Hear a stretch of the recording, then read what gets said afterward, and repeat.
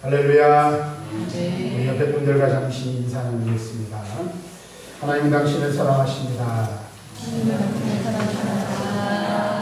당신 있어서 참 행복합니다. 당신 있어서 참 행복합니다. 참 잘 오셨습니다. 참 잘 오셨습니다. 우리 교회가 5월 둘째 주일은 어버이 주일로 지킵니다. 또 첫째 주에는 지난주 우리가 어린이 주일로 지켰습니다. 지난주에 말씀드린 대로 이번 5월 가정의 달은 어린이 설교, 어버이에 관한 설교를 하기보다는 우리가 어떻게 하면 예수 안에서 한 가족인 가족 공동체, 영적인 공동체, 또 성령 안에서 하나 된 공동체를 완전히 하나됨을 이루며 나아갈 것인가 하는 부분에 대해서 말씀을 통해서 함께 살펴보면서 우리가 교훈도 받고 도전도 받고 우리가 이렇게 성령 안에서 하나 된 이 영적인 공동체를 화목한 공동체를 이루어가기 위해서 우리에게 필요한 것이 무엇인가, 또 우리가 무엇을 실천해야 하는가에 관한 부분에 대해서 말씀드리려고 합니다. 좀 전에 말씀드린 대로 우리는 예수 안에서 한 가족입니다. 예수 안에서 한 가족이라는 이 말은 늘 제가 말씀드리지만 육적인 이 피로 이루어진 혈연 공동체보다 우리는 더 강한, 더 끈끈한 영적인 혈연 공동체, 또 예수의 피로 우리가 구원받아 한 가족됐다는 사실을 우리는 잊지 말아야 한다는 것입니다. 그런데 가족 공동체이든지 어떤 공동체이든지 그 공동체를 통해서 우리는 어서 행복과 불행을 경험하게 된다는 것을 우리는 잘 알고 있죠. 그래서 사람이 인생을 살아가면서 홀로 살아갈 수 없고 누군가와 관계하며 살아가야 하는데 우리는 누구 때문에 불행하기도 하고 누구 때문에 행복함을 느끼기도 한다는 사실을 우리는 잘 알고 있습니다. 그것이 무엇입니까? 바로 사랑에 있다는 거죠. 사람과의 관계를 통해서 우리는 행복함을 얻기도 하고 그런 사람 때문에 불행하기도 하다는 사실을 알아야 한다는 겁니다. 그 사람이 불특정 다수가 아니라는 것을 또 알아야 돼요. 어떤 사람은 나와 함께 한 사람들과의 관계 때문에 행복과 불행이 우리에게 다가오게 된다는 것을 우리는 알아야 한다는 겁니다. 이것을 다시 말하면 누구 때문에 행복하고 누구 때문에 불행하다라고 말할 수도 있지만 나 자신이 누군가에게 행복을 주는 사람이 될 수도 있지만 누군가에게 그 마음의 불행한 이 마음을 가져다주는 사람이 될 수도 있다는 것이죠. 그래서 우리는 이 교회 공동체를 이룸에 있어서 함께하는 우리의 형제와 자매들이 어떻게 서로를 대하고 어떠한 관계를 이루며 나아가야 할 것인가를 생각하는 것은 무엇보다도 중요하다는 것입니다. 특별히 주님의 몸된 교회는 지체 간의 사랑과 화목함으로 성령이 하나 되게 하신 것을 힘써 지켜 나가야 하는 공동체라는 사실을 우리는 분명하게 알아야 합니다. 주님께서 그래서 우리에게 아주 중요한 교훈을 해주고 있죠. 제단의 제물을 드리려다가 누군가와 불화한 일, 다툰 일, 누군가와 올바른 관계를 맺지 못하고 관계가 깨어진 일들이 생각나거든 어떻게 하라고 그랬습니까? 제단의 제물을 드리는 것을 중지하고 가서 화해하고 나서 관계를 회복하고 나서 그 다음에 돌아와 제물을 드리는 것이 마땅하다라고 가르치셨습니다. 이것은 우리에게 무엇을 말하고 있습니까? 성도 상호 간의 관계가 신앙생활에 있어서 무엇보다도 중요하다는 거예요. 다시 말하면 올바른 신앙은 올바른 인간관계에 기초한다는 사실을 알아야 한다는 것입니다. 이 말을 다시 말하면 믿음의 사람은 뭘 잘하는 사람이 되어야 한다는 걸까요? 인간관계를 잘 맺는 사람이 되어야 한다는 것입니다. 사람과의 관계를 잘 유지하는 것, 관계를 잘 맺는 것이 우리 믿음의 사람들에게 요구되어지는 것이라는 사실입니다. 그런데 이것을 오해하거나 착각해서는 안 된다는 거예요. 이것은 단순한 처세술 또는 관계하는 사람들에 대한 생각에 이 단순한 그 관계를 통해서 뭔가 우리가 이득을 얻기 위해서 맺는 그런 관계, 이런 것들이 아니란 사실을 분명히 알아야 한다는 거예요. 그럼 올바른 인간관계를 맺고 믿음의 사람으로서 우리가 올바른 사람과의 관계, 사람을 대하는 그러한 태도를 우리가 갖기 위해서 필요한 것은 무엇일까? 그건 바로 우리의 생각이 변화되어져야 한다 라는 것을 성경을 통해서 예수님께서는 우리에게 가르쳐 주시고 있습니다.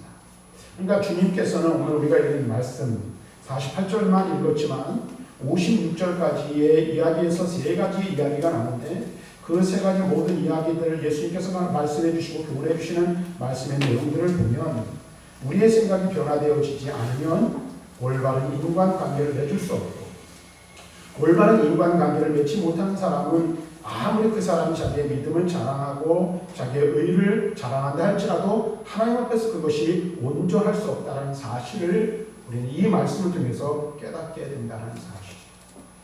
근데 우리는 흔히 착각하는 경우가 있죠. 어떤 착각에 빠지는 경우가 많습니다. 믿음만 좋으면 됐지. 믿음만 좋으면 만사 오케이라고 생각하는 경우들이 있어요. 그래서 그 실례로 하나님과 나와의 관계만 좋고 내가 하나님 앞에서만 바로 서면 되지. 근데 하나님 앞에 바로 서는 사람이 인간관계가 잘못되어 있어요. 그럼 그 사람은 바른 믿음을 가진 사람이라고 말할 수 없다라는 거예요. 하나님 앞에서 온전하게 서 있다라고 스스로는 생각할지 모르지만 그렇지 않다라는 사실을 성경을 통해서 예수님께서는 우리들에게 가르쳐 주시고 있다라는 거예요. 자, 그렇다면 여러분 한번 생각해 보시길 바랍니다. 제자들에게 가르쳐 주시고 오늘 우리들에게 가르쳐 주시고자 하는 주님의 교훈은 무엇일까? 말씀을 통해서 예수님께서는 예수님의 생각 그리고 제자들의 생각을 대조시켜서 말씀해 주고 있는 것을 볼 수가 있어요. 그럼 우리가 취해야 할 이 마음의 태도 또는 생각을 어떤 생각을 가져야 할까요? 내 생각과 내 방법과 이 세상의 생각과 이 세상의 가치관을 따르는 것이 아니라 우리 주님께서 우리들에게 교훈해 주시고 보여주시는 주님의 마음은 어떤 것이고 주님의 생각은 어떤 것이며 또 주님께서 우리들에게 말씀하시고자 하는 또 우리들을 교정시키시고 온전케 하시고자 하는 주님의 뜻은 무엇인지 우리는 그것을 생각해 볼 수 있어야 돼요. 그리고 주님께서 말씀하신 것을 깨닫고 교훈받으면 어떻게 됩니까? 그렇게 살려고 노력해야 한다라는 것입니다. 오늘 우리가 읽은 이 말씀 속에서도 성도 상호 간의 교제에 대한 중요한 교훈이 우리들에게 말씀되어지고 있는 것을 볼 수가 있습니다. 이 말씀을 생각해 보면 우리가 먼저 46절부터 48절의 말씀의 내용을 보면 이런 겁니다. 이 사람들의 생각은 어떻습니까? 세상 사람들의 생각은 누가 큰가, 누가 높은가, 또는 누가 더 많이 가졌는가에 대한 그 생각들로 가득 차 있고 그 일들에 대하여 예민하다는 것을 우리는 너무나도 잘 알 수 있습니다. 그래서 사람들은 어떻게 합니까? 어떤 생각을 가지고 살아갑니까? 누가 더 힘이 있고 누가 더 많은 영향력을 끼치는지 또 누가 더 높은 자리에 있는지 그리고 누가 더 인정받는 사람인지가 이 세상을 살아가는 사람들의 대부분의 생각들이라는 사실이에요. 그렇죠? 여러분들 인정하십니까 혹시? 그렇더라고요. 신앙생활하면서도 마찬가지예요. 목사님 저도 마찬가지입니다. 이것에 대해서 저는 부인하거나 부정할 수가 없다고 생각을 해요. 저도 이제 목사 안수를 받은 지 20년이 좀 넘었고 또 사역을 한 지 30년이 좀 넘었거든요. 그리고 또 저는 이제 우리가 속해 있는 경기분노에만 있다 보니까 또 순서도 빨라요. 그래서 작년에 올 4월달까지 노예 서기를 역임을 했습니다. 봉사하는 직분이라고 저는 생각을 하는데 사람들이 서기에 자리에 있으니까 다르게 말하고 다르게 보고 다르게 생각하는 것을 볼 수 있어요. 왜 그럴까요? 자리가 사람을 만들어준다는 이야기가 있잖아요. 어떤 자리에 우리가 올라서 있으면 사람들이 나를 대하는 태도가 달라지고 나에게 말하는 말투가 달라지기 마련이라는 거예요. 근데 우리는 어떻게 해요? 그 일들이 익숙해지기 쉽고 또 그런 것들 때문에 거기에 머무르려고 하는 그런 마음들이 있다는 거예요. 그래서 사람들 어떻게 해요? 더 높아지고 더 많은 어떤 직위를 갖기를 원하고 그 다음에 더 많은 영향력을 끼치는 사람이 되어서 사람들이 내 아래, 내 영향력 안에 머물기를 바라는 그런 마음들이 우리들에게 있는 것이 어쩌면 당연한지도 모르겠습니다. 왜 그럴까요? 큰 자를 인정받는 사람은 사람들에게 환영받기 때문에 그렇습니다. 다른 이도 당연히 많아지기 때문이죠. 그래서 사람들은 큰 사람이 되기를 원합니다. 큰 영향력을 미치는 자리에 이르기를 원합니다. 보다 더 높은 지위와 직위를 갖기를 원하는 마음이 있습니다. 이것이 인간의 마음이고 일반적인 사람들의 생각이라는 것입니다. 오늘 본문에 등장하고 있는 예수님의 제자들도 별반 다르지 않았습니다. 그래서 이 제자들도 어떻게 했어요? 우리 중에서 누가 크냐, 누가 선생님께, 누가 사람들에게 더 인정을 받느냐 하는 이 긴장감, 그렇죠? 우리는 12명의 제자들에게 누가 주님께 선생님께 더 인정받고, 누가 더 사람들에게 또는 선생님께 쓰임받는가에 관한, 그리고 네가 먼저냐 내가 먼저냐에 대한 싸움이 있었음을 우리는 알 수가 있었습니다. 물론 성경을 보다 보면 예수님께서 제자들을 대하실 때, 사람들을 대하실 때 모두 다 똑같이 대하시지는 않으셨다는 사실을 우리는 잘 알고 있어요. 우리가 흔히 아는 대로 예수님에게 12명의 제자가 있는 것은 아니었죠. 그렇죠? 수많은 제자들이 있었어요. 그런데 그 중에 12명을 구별하셨어요. 또 그 중에서도 때로는 베드로와 요한과 야고보만을 데리고 별도의 장소로 가셔서 별도의 시간들을 가지셨다는 것을 우리는 알 수가 있어요. 그래서 어떤 사람들은 말하기를 제자들이 이렇게 누가 더 크냐, 누가 더 낫냐 하는 이런 이 다툼이 일어나는 것은 결국 예수님께서 그들을 구별하셨기 때문에 그런 갈등이 유발되지 않았느냐라고 말하는 사람들도 있어요. 그러나 그와 같은 갈등을 유발시킨 원인은 주님의 차별이 아니라 바로 제자들 마음속에 있었던 것입니다. 그것은 뭐예요? 누가 더 큰 자인가? 누가 더 주님께, 선생님께 인정받는 자인가라는 왜곡된 생각을 가지고 있었기 때문이라는 사실이에요. 이것은 우리의 삶에, 우리 교회 공동체의 대교에 보면 이런 겁니다. 교회에서도 역시 똑같이 모든 지체들을 대할 수 없는 것이 사실이라는 것을 여러분 혹시 알고 계십니까? 인정하고 계십니까? 왜 교회에서 모든 사람을 똑같이 대할 수가 없을까요? 때로는 그런 불평과 그런 있어요. 목사님께서 사람을 평등하게 대하시고 모든 사람을 동일하게 대해야 되는데 왜 사람들에게 차별을 하십니까? 저는 아직 그런 소리를 들어본 적은 없습니다만 그럴 수 있다는 거예요. 누구를 더 생각하고 누구를 덜 생각하는 것처럼 여겨질 수 있다는 거예요. 그런데 여러분 보세요. 사람마다 받은 은사와 능력이 각기 다 다릅니다. 받은 은사와 능력이 다른 것처럼 교회 안에서 쓰이는 쓰임새도 다를 수밖에 없다라는 것입니다. 교회에서 받은 은사에 따라 직분과 사역이 주어지고 나뉘어지기 마련입니다. 이와 같은 구별은 차별이나 편견이 아니라는 사실을 여러분들이 분명하게 알아야 한다는 것입니다. 하나님께서 내게 주신 은혜와 은사를 따라 하나님께서 나를 사용하시는 거예요. 그래서 제가 여러분들이 그런 말씀을 드린 적이 있어요. 수요일날 교리 공부를 하면서 그런 말씀을 드렸죠. 은사에 관한, 성령의 은사에 관한 설교를 할 때에 이 은사 중에는 성령의 은사도 있지만 교회 안에 직분도 뭐예요? 은사라는 거예요.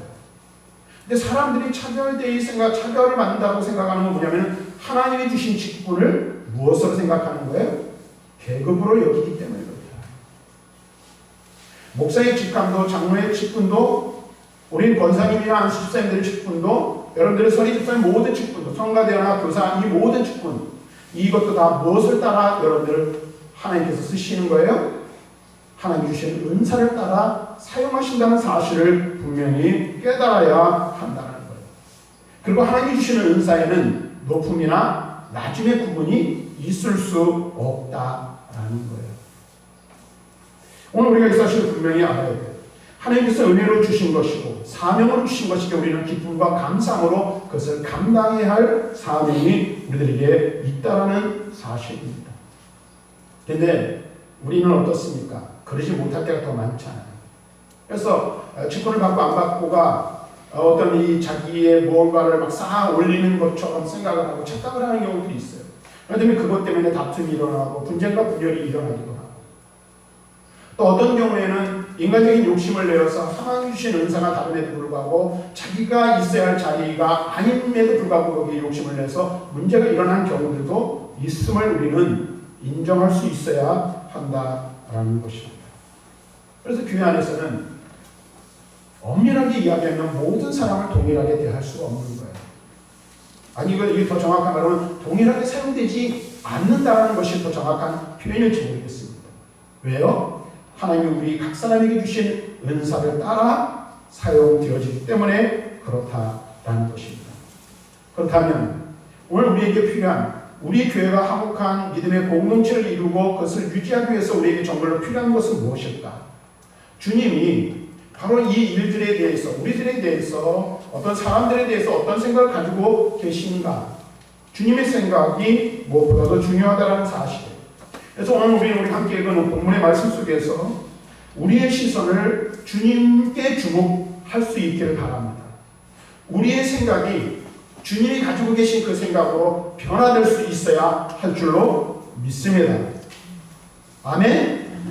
네, 억지로 아멘이니까 자, 잘 보세요. 내 생각과 내 방법과 인간적인 어떤 기준, 세상의 기준이 아니라 우리 그리스도인들은 주님의 생각과 주님의 마음을 품고 살아가는 사람들이 되어야 하는 거예요. 그리고 우리의 삶의 기준이 또는 사역의 기준이 무엇이 되어야 합니까? 내 생각과 인간의 이 세상의 것들을 그 안에 들어와서 그것이 기준이 되어서 그것을 가지고 사람을 나누고 가르는 것이 아니라 공동체 하나됨을 온전히 이루기 위해서 정말로 필요한 것은 주님이 가지고 계신 생각이 나의 생각이 되어야 돼요. 주님이 가지고 계신 시선이 내 시선이 되어야 돼요. 그리고 주님이 가지고 계신 생각과 시선으로 사람들을 바라고 공동체를 이루어갈 때 그 공동체가 진정으로 성령 안에서 하나됨을 이루는 공동체가 될 수 있다는 사실을 분명하게 기억하시기를 바랍니다.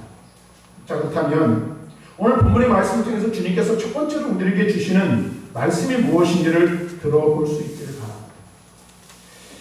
바랍니다. 주님께서는 서로 자신이 크다고 논쟁하는 제자들의 앞에 한 어린아이를 데려다가 세우셨어요. 그리고 이 어린아이와 같은 그 사람이 가장 큰 사람이라고 말씀하셨어요. 어린아이 같이 그 사람이 어린아이 같은 그 사람이 가장 큰 사람이라고 선포하고 계신 것을 볼 수 있습니다.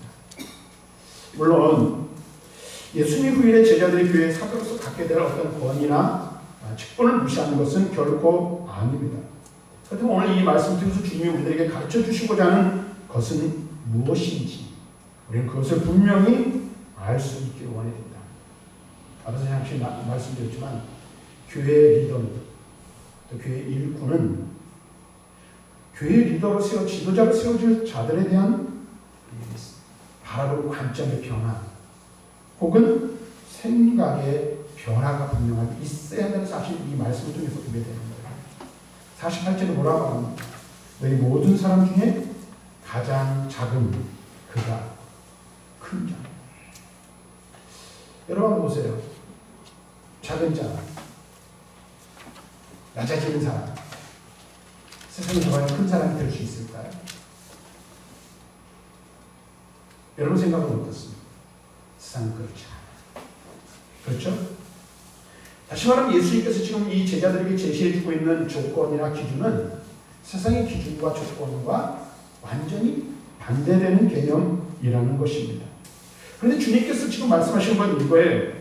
주님의 생각, 주님이 지금 말씀하시는 이 길이 교회 공동체를 화평으로 인도하는 가장 중요한 열쇠라는 사실을 우리들에게 알려주고 있다라는 거예요. 어떤 공동체든지 그 공동체에 드러나는 힘과 권력을 쫓아 움직이는 사람들로 가득 차 있다면 거기에는 진정한 평화를 기대할 수가 없습니다. 왜 그럴까요? 경쟁하는 그곳에는 경쟁과 질시, 우월감과 열등감들이 뒤섞여 있기 마련이기 때문에 그렇습니다.